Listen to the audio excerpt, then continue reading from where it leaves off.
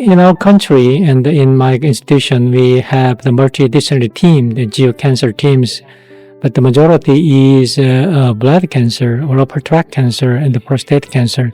And renal cell cancer, especially advanced renal cell cancer, if the disease is oligometastatic or locally advanced, especially TPO and the node-positive disease, we need multidisciplinary management just because the surgical resection is a very important component of the patient treatment. In that case, multidisciplinary team approach is needed, is very important, but otherwise, like the multi-metastatic disease, especially intermediate poor risk groups, just opinions by medical oncologists may be good enough to decide treatment, especially nowadays after incorporation of IO and the TKI in the first-line setting, the need for upfront cytoreductive nephrectomy is less and less.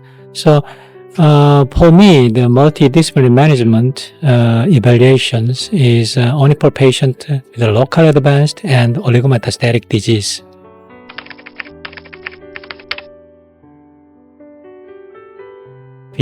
And the previous data from LIGHTSPARK-005 study confirmed that belzutifan can significantly improve benefit the patient advanced RCC.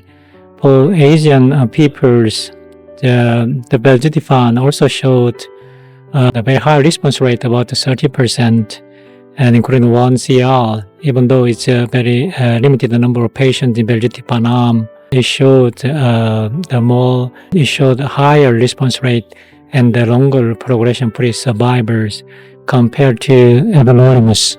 And the advantage of belzutifan is not only efficacy but also its tolerability and the safety profile. When you see the safety profile, even though the grade 3 or worse adverse event is more common with belzutifan, but the majority is anemia, and it's very manageable with the GCSF or transfusions or intermittent treatment interruptions.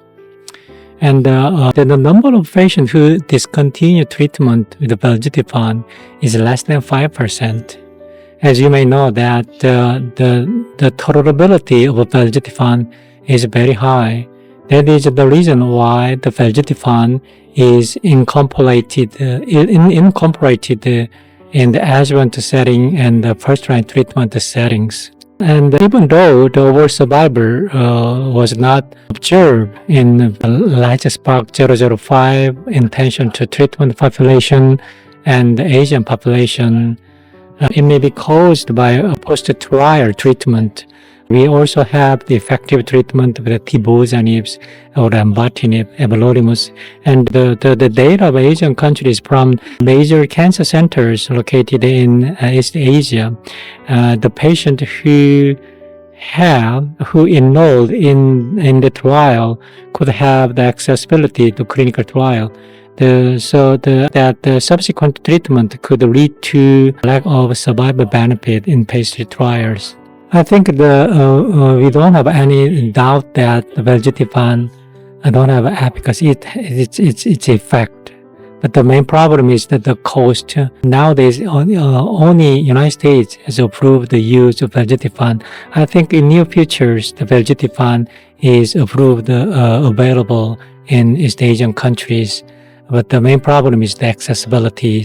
It's very high in cost. Even though the toxicity is good in terms of physical toxicity, but the financial toxicity is very high. We have to try to improve the patient accessibility to newer agents, including belzutifan.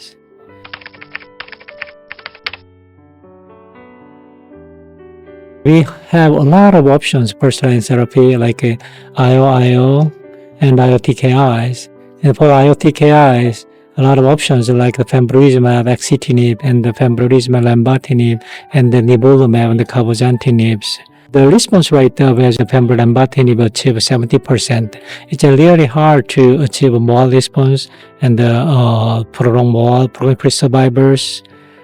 And there is trials incorporating belzutifan in the first-line setting to improve response rate for survivor, but I think it's really hard to achieve the better response in the longer progression-free survivor, and it's really hard to achieve overall survivor benefit, even though there is that the nivolumab and the ipilimumab and the cabozantinib, and the failed to show the benefit of nivolumab and the ipilimumabs.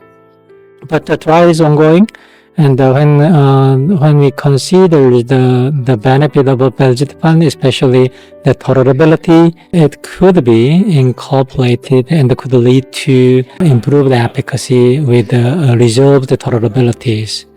And otherwise, the more important thing is that how to choose between IO and IO-TKIs.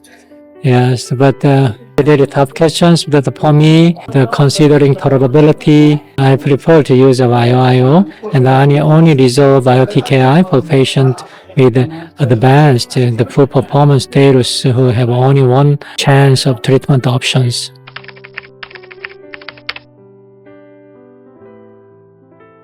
ESMO Asia is a wonderful venue for gathering Asian oncologists to get together and discuss further the topics, especially Asian-specific topics.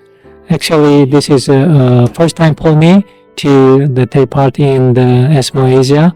It's well organized, and I would like to have a chance to take more part in the future the meetings. It's very nice to see oncologists from all Asian countries.